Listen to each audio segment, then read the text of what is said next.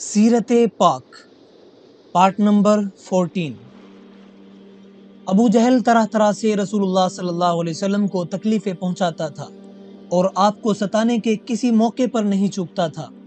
نبوت کے چھٹے سال کا ذکر ہے کہ ایک روز ابو جہل نے آپ کو صفا پہاڑی کے پاس تنہا دیکھا۔ آپ کو دیکھتے ہی ابو جہل ایک دم آپے سے باہر ہو گیا اور آپ کو گالیاں دینے اور آپ پر گوبر مٹی اچھالنے لگا۔ رسول اللہ صلی اللہ علیہ وسلم نے نہ تو اس کی طرف دیکھا اور نہ اسے اس کا کوئی جواب دیا۔ اس پر ابو جہل کو اور زیادہ تیش آیا اور غصے میں آپے سے باہر ہو گیا۔ اسی جنون میں اس نے جھک کر زمین سے ایک بڑا پتھر اٹھایا اور رسول اللہ صلی اللہ علیہ وسلم کے مارا۔ ساتھ ہی گالیاں بھی دیا جاتا تھا اور اول فول بھی بکتا جاتا تھا۔ ادھر عبداللہ ابن جدعان تیمی کی باندی اپنے گھر میں یہ سب کچھ دیکھ اور سن رہی تھی۔ عبداللہ ابن جدعان تیمی حضرت ابو بکر صدیق رضی اللہ تعالیٰ عنہ کا چچا زاد بھائی تھا۔ یہ قریش کے باعزت اور دولت مند لوگوں میں سے تھا۔ ساتھ ہی یہ انتہائی عیاش طبیعت اور بدکار آدمی تھا۔ یہ باندیاں خریدا کرتا تھا اور قبیلے قریش کے نوجوانوں کے لیے ان سے پیشہ کرایا کرتا تھا۔ اس باندی کو یہ منظر دیکھ کر بے حد افسوس اور صدمہ ہوا کہ خدا تعالیٰ کے دشمن نے خدا کے رسول کے ساتھ یہ بے جا حرکت اور زیادتی کی۔ انہی دنوں میں خود اس باندی کا بھی دل اسلام کی طرف جھک چلا تھا، لیکن وہ اپنے مالک جدعان سے ڈرتی تھی، اس لیے اس کا اظہار نہیں کرتی تھی۔ وہ اپنے گھر کے دروازے پر کھڑی اسی کے متعلق سوچ رہی تھی کہ اچانک اس نے جبل ابو قبیس کی طرف سے آنے والے راستے پر قدموں کی آواز سنی اور ایک بھاری بھرکم اور طاقتور شخص کو آتے دیکھا۔ سیاہ آنکھیں، چوڑا چکلا سینہ اور چہرے سے رعب اور ہیبت ٹپک رہی تھی۔ آنے والے کی بغل میں تلوار اور ایک طرف تیر کمان لٹکی ہوئی تھی۔ باندی نے فوراً پہچان لیا کہ آنے والے رسول اللہ صلی اللہ علیہ وسلم کے چچا اور شیر قریش حمزہ بن عبد المطلب ہیں، جو رسول اللہ صلی اللہ علیہ وسلم کے رضائی بھائی بھی تھے، کیونکہ انہوں نے رسول اللہ صلی اللہ علیہ وسلم کی سب سے پہلی دایا صوبیہ کا دودھ پیا تھا۔ حضرت حمزہ شکار سے واپس آ رہے تھے اور کعبے میں جا رہے تھے، کیونکہ ان کی عادت تھی کہ شکار سے واپسی میں اپنے گھر جانے سے پہلے کعبے کا طواف کیا کرتے تھے اور وہاں قریش کے جو بڑے بڑے لوگ موجود ہوتے تھے ان سے ملا کرتے تھے۔ حضرت حمزہ کی کنیت ابو عمارہ تھی۔ چنانچہ جب حضرت حمزہ باندی کے قریب پہنچے تو اس نے کہا، ابو عمارہ، کیا تم لوگوں میں سے شرافت اور خودداری بالکل ختم ہو گئی؟ یہاں تک کہ قبیلہ بنو مخزوم کے بدمعاش لوگ محمد کو تکلیفیں پہنچاتے ہیں اور تم اس کی کوئی پرواہ ہی نہیں کرتے۔ حضرت حمزہ چلتے چلتے رک گئے اور باندی سے پوچھا، کیا کہہ رہی ہے تو ابن جدعان کی باندی؟ باندی نے کہا، تمہیں کیا معلوم کہ ابو جہل نے ابھی تمہارے بھتیجے محمد کے ساتھ کیا برتاؤ کیا؟ وہ ابھی یہاں سے گزرے تھے کہ ابو جہل نے انہیں گالیاں دی، پتھر مارے اور ان کو بہت ستایا۔ حضرت حمزہ نے پوچھا، کیا جو کچھ تم کہہ رہی ہو وہ تم نے خود دیکھا ہے؟ باندی نے جواب دیا، ہاں، ابو جہل نے جو کچھ کیا ہے وہ میں نے خود دیکھا ہے اور اس نے جو کچھ کہا وہ خود سنا ہے۔ یہ سن کر حضرت حمزہ جوش و غضب میں بھر گئے اور وہاں سے سیدھے کعبے پہنچے۔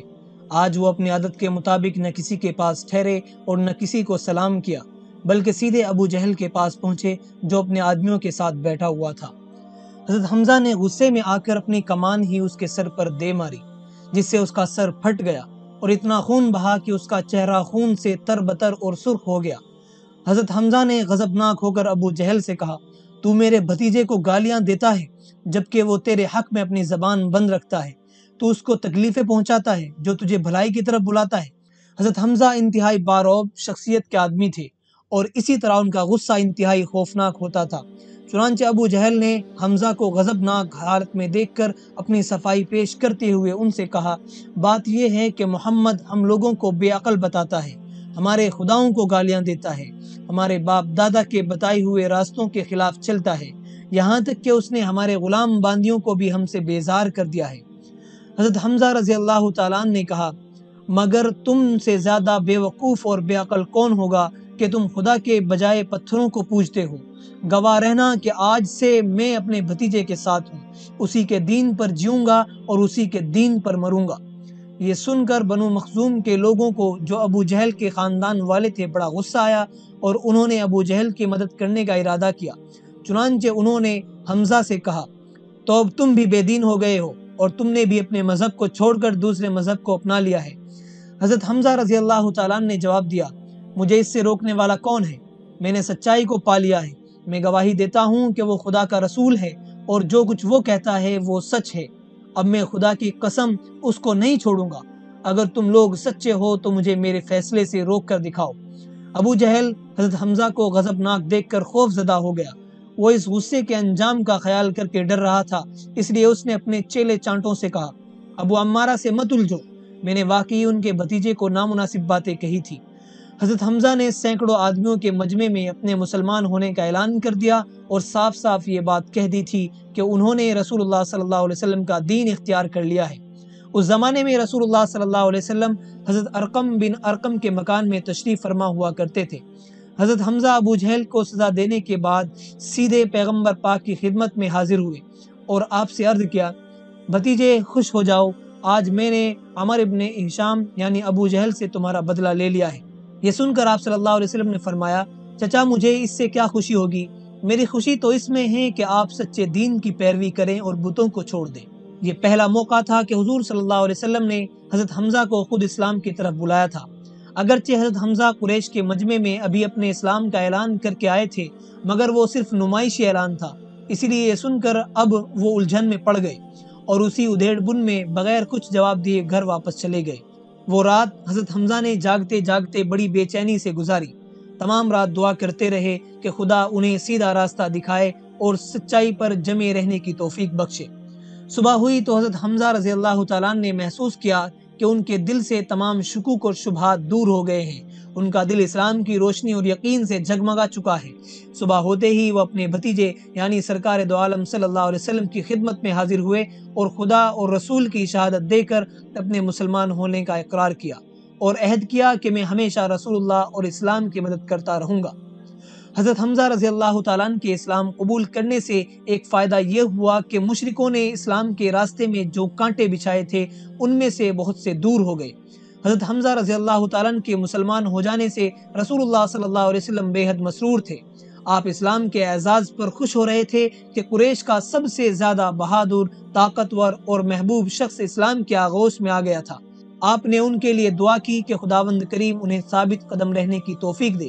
رسول اللہ صلی اللہ علیہ وسلم نے ابو جہل کے لیے بھی دعا کی کہ وہ مسلمان ہو جائے تاکہ اسلام کی عزت و شہرت میں اضافہ ہو۔ عمر ابن خطاب اور عمر ابن ہشام یعنی ابو جہل قریش میں بہت زیادہ بہادر اور طاقتور لوگ سمجھے جاتے تھے۔ رسول اللہ صلی اللہ علیہ وسلم نے ان دونوں کے لیے یہ دعا فرمائی، خداوندہ ان دونوں آدمیوں میں سے جو تیرے یہاں پسندیدہ ہو اس کے ذریعے اسلام کا بول بالا فرما۔ اب مسلمانوں کی تعداد کافی بڑھ گئی تھی، اس لیے قریش پریشان اور بے بس سے ہو گئے تھے۔ وہ لوگ ہر تدبیر اور ترکیب کر کے تھک چکے تھے، دیکھ چکے تھے، لیکن ناکام رہے۔ چنانچہ اب انہیں ایک ہی کام رہ گیا تھا کہ ہر وقت رسول اللہ صلی اللہ علیہ وسلم کا ہی تذکرہ کرتے رہتے تھے اور اسی موضوع پر سر جوڑے بیٹھے رہتے تھے۔ ایک روز مشرکین کی ایک مجلس ہو رہی تھی اور عادت کے مطابق رسول اللہ صلی اللہ علیہ وسلم کا ہی تذکرہ ہو رہا تھا، کیونکہ آج کل وہ لوگ ہمیشہ اسی مسئلے پر بحث کیا کرتے تھے۔ انہی میں ایک شخص عتبہ ابن ربیعہ بھی تھا، یہ بھی عرب کے سرداروں میں سے تھا۔ اس نے کہا، قریش کے لوگوں، میرا خیال ہے کہ میں محمد کے پاس جاؤں اور اس سے گفتگو کروں۔ میں اس کے سامنے چند تجویز رکھوں گا، اگر وہ ان میں سے کوئی بھی صورت قبول کر لے تو ہم اس پر راضی ہو جائیں گے۔ ممکن ہے اس طرح وہ باز آ جائے اور ہمارے معاملات میں دخل دینا چھوڑ دے۔ سب نے ایک زبان ہو کر کہا، ہاں یہ ٹھیک ہے، تم جاؤ اور اس سے بات کر کے دیکھو۔ چنانچہ عتبہ اسی وقت رسول اللہ صلی اللہ علیہ وسلم کے پاس آیا اور آپ سے کہنے لگا، میرے بھتیجے، یہ بات تم بھی جانتے ہو کہ ہمارا تمہارا حسب نسب اور ذات پات ایک ہے اور تم ہم ہی لوگوں میں سے ہو، مگر تم اپنی قوم کے لیے درد سر بن گئے ہو اور ان میں پھوٹ ڈال رہے ہو۔ اس لیے میں اب کچھ تجویزیں لے کر تمہارے پاس آیا ہوں، ممکن ہے کہ تم ان میں سے کوئی بات مان لو۔ رسول اللہ صلی اللہ علیہ وسلم نے فرمایا، کہیے، میں سن رہا ہوں۔ تب عتبہ نے کہنا شروع کیا، میرے بھتیجے، دیکھو جو کچھ تم کر رہے ہو، اگر اس سب سے تمہارا مقصد یہ ہے کہ تم دولت جمع کر کے مالدار بن جاؤ تو ہم تمہارے لیے دولت اکٹھی کیے دیتے ہیں۔ اگر تم عزت اور شہرت چاہتے ہو تو ہم تمہیں اپنا سردار بنائے لیتے ہیں اور کبھی تمہارے بغیر کوئی فیصلہ نہیں کریں گے۔ اگر تمہیں ملک اور سلطنت کی ہوس ہے تو ہم تمہیں اپنا بادشاہ بنائے لیتے ہیں، اور اگر یہ سب کوئی آسیب یا جادو وغیرہ ہے جس سے تم خود مجبور ہو گئے ہو تو ہم تمہارے لیے علاج کا انتظام کر دیں گے اور اپنے پیسے سے تمہارا علاج کریں گے یہاں تک کہ تمہیں صحت ہو جائے۔ गर्ज उतबा ने वही सब बातें कही जो इससे पहले भी रसूलुल्लाह सल्लल्लाहु अलैहि वसल्लम से कही जा चुकी थी। जब उतबा खामोश हुआ तो रसूलुल्लाह सल्लल्लाहु अलैहि वसल्लम ने उससे कहा, अबू वलीद, अब मेरी बात सुनो। इसके बाद रसूलुल्लाह सल्लल्लाहु अलैहि वसल्लम ने सूरह सजदा पढ़ी और उतबा सुनता रहा। वो इस कलाम की खूबसूरती और हैबत से मबहूत होकर रह गया। जब रसूलुल्लाह सल्लल्लाहु अलैहि वसल्लम पढ़ चुके तो उतबा वहाँ से वापस हुआ, लेकिन अब उसका जहन और ख्यालात बिल्कुल बदल चुके थे और वो रसूलुल्लाह सल्लल्लाहु अलैहि वसल्लम के बारे में कुछ और ही राय लेकर गया। जब वो मुशरिकों के पास पहुंचा और उन्होंने उसकी सूरत देखी तो बाज लोगों ने एक दूसरे से कहा, खुदा की कसम, अबू वलीद के चेहरे का रंग तो बदला हुआ है। इसके बाद उन लोगों ने उतबा से पूछा, क्या खबर लाए हो अबू वलीद? उसने कहा, खुदा की कसम, मैंने ऐसा कलाम सुना है जो मैंने इससे पहले कभी नहीं सुना था। मैं कसम खाता हूँ कि न तो वो शायरी है, न जादूगरी है और न कोई मंत्र वगैरह है। कुरैश वालों, मेरी बात मानो और उस शख्स से और उसके कामों से उलझना छोड़ दो। उसका मामला तुम अरबों के लिए छोड़ दो। अगर अरब वाले उस पर गालिब आ गए तो तुम्हारी मुराद भी पूरी हो जाएगी, और अगर वो मोहम्मद की बात मानकर उसके पैरों बन गए तो ये भी तुम्हारे ही लिए फख्र और इज्जत की बात होगी, इसलिए कि मोहम्मद भी कुरैश में से है। ये सुनकर उन लोगों ने कहा, खुदा की कसम अबू वलीद, उसने अपनी गुफ्तगू से तुम पर भी जादू कर दिया। उतबा ने कहा, मेरे इस मामले में यही राय है, अब आगे तुम्हारा जो जी चाहे करो। कुरैश जहाँ कहीं भी किसी कारी को कुरान पढ़ते हुए देखते थे तो उसको सताते थे और उसका मजाक उड़ाते थे। किसी नमाजी को नमाज पढ़ते देखते थे तो उस पर कहकहे लगाते थे और आवाजें कसते, और ये सब कुछ इसलिए करते थे कि मुसलमानों से अपनी दुश्मनी निकालें और उन्हें मरऊब कर सकें। हालांकि दिल से वो लोग यही चाहते थे कि जो कुछ रसूलुल्लाह सल्लल्लाहु अलैहि वसल्लम कहते हैं और रातों को आपके साथी जो इबादत करते हैं उनको समझे। मुसलमान ये करते थे कि जब उनका कुरान पाक पढ़ने को दिल चाहता तो वो छुप कर और खुफिया तौर पर पढ़ते। अगर आयतें हिफ्ज करना चाहते तो छुप कर करते। इसी वजह से एक रोज बाद सहाबा ने रसूलुल्लाह सल्लल्लाहु अलैहि वसल्लम से कहा, खुदा की कसम, कुरैश ने आज तक भी ये कुरान नहीं सुना और न उसकी खूबसूरती और हैबत उनके कानों तक पहुंची है। क्या कोई ऐसा शख्स है जो कुरैश को कुरान सुना सके? ये सुनकर हजरत अब्दुल्लाह रजी अल्लाह तआला अन्हु इब्ने मसऊद उठे। ये शुरू में ही मुसलमान हो गए थे। उन्होंने कहा, मैं सुनाऊंगा। सहाबा ने कहा, नहीं अब्दुल्ला, हमें तुम्हारी जान का खतरा है। हम ऐसा आदमी चाहते हैं जिसका खानदान बड़ा हो और उसके रिश्तेदार ज्यादा हों, ताकि अगर कुरैश वाले उसके साथ कोई बुराई करे तो वो उसकी हिमायत को भी आ सके। हजरत अब्दुल्ला इब्न मसूद रजी अल्लाह तआला ने कहा कि तुम इसकी परवाह न करो, खुदा मेरा मददगार है। अगले दिन हजरत अब्दुल्ला रजी अल्लाह तआला गए और जहाँ कुरैश बैठे हुए थे वहाँ ऐसी जगह खड़े हुए जहाँ से सब उनकी आवाज़ सुन सके, और इसके बाद उन्होंने बुलंद आवाज़ से सूरह रहमान पढ़नी शुरू की। तमाम लोग एकदम उनकी तरफ मुतवज्जे हो गए और एक ने दूसरे से पूछना शुरू किया, इब्ने मसूद क्या कह रहा है? कुछ लोगों ने बताया, मोहम्मद जो किताब लेकर आया है ये उसी का कुछ हिस्सा पढ़ रहा है। ये सुनते ही एकदम लोग बिगड़ उठे और हजरत अब्दुल्ला इब्ने मसूद रजी अल्लाह तआला की तरफ दौड़े और मारना शुरू कर दिया। मुशरिक उनके चेहरे पर थप्पड़ मारते जाते थे और इब्ने मसूद रजी अल्लाह तआला ऊंची आवाज से मुसलसल पढ़ते जाते थे। वो मार खा रहे थे लेकिन अपनी तकलीफ से बिल्कुल बेपरवाह थे, यहाँ तक कि जितनी आयतें वो पढ़ना चाहते थे वो पूरी हो गई। चुनांचे वो अपने साथियों के पास वापस आ गए, मगर इस हाल में कि उनका चेहरा खून से तरबतर हो रहा था। साहबा ने उनसे कहा, इब्ने मसूद, हम इसीलिए डरते थे। हजरत इब्ने मसूद रजी अल्लाह तआला ने कहा, खुदा के दुश्मन यही कर सकते हैं, लेकिन मुझे इसकी कोई परवाह नहीं। अगर आप लोग चाहें तो मैं कल को फिर इसी तरह जा सकता हूँ। साहबा ने कहा, नहीं, बस काफ़ी है। तुम उन्हें वो कलाम सुना चुके हो जिसको वो पसंद नहीं करते। यही वो कुरान था जिसको खुल्लम खुल्ला सुनने से मुशरिकीन नफरत करते थे, और अगर किसी को इसमें का एक हरफ भी पढ़ते हुए सुन लेते तो उसको तरह तरह की तकलीफें और अजियतें देते, लेकिन चुपके चुपके और खुफिया तौर पर इसी कुरान को एक दूसरे से सुनने के लिए वो बेताब रहते थे। उनमें से हर शख्स की ये दिली ख्वाहिश थी कि वो इस कलाम को सुने और समझे जिसे रसूलुल्लाह सल्लल्लाहु अलैहि वसल्लम लेकर आए हैं, और जो हर किस्म की शायरी, नुजूम और जादूगरी से बरतर और बुलंद है। चुनांचे जब रातों का अंधेरा फैल जाता था تو سرداران قریش ایک دوسرے سے چھپ کر خاموشی کے ساتھ رسول اللہ صلی اللہ علیہ وسلم کے مکان کے پاس آ جاتے تھے اور چپکے رسول اللہ صلی اللہ علیہ وسلم کو پڑھتے ہوئے سنتے تھے۔ رات کو پرسکون ماحول اور سناٹے میں رسول اللہ صلی اللہ علیہ وسلم نماز میں مشغول ہوتے اور اپنی دلکش آواز میں قرآن پاک پڑھتے ہوتے تھے۔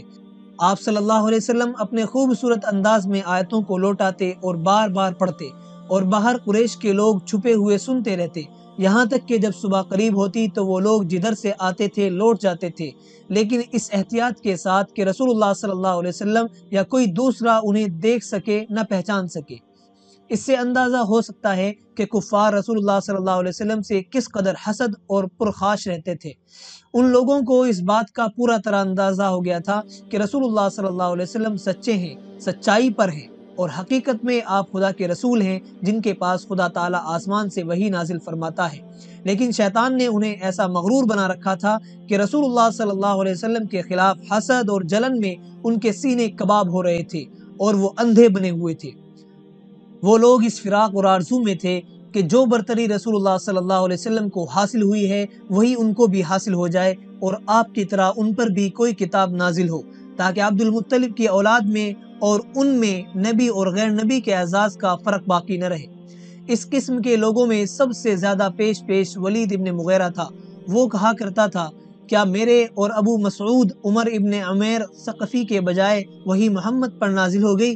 حالانکہ مکے جیسے شہر میں سردار قریش ہوں اور طائف جیسے شہر میں ابو مسعود سردار ثقیف ہے۔ ان دو زبردست شہروں کے یہی دو زبردست قبیلے ہیں۔ تعجب ہے کہ مشرکین خدا کی رحمت اور فضل کو بھی تقسیم کرنا چاہتے تھے۔ اسی طرح قریش کے انتہائی شیطان صفت لوگوں میں سے ایک نضر ابن حارث بھی تھا۔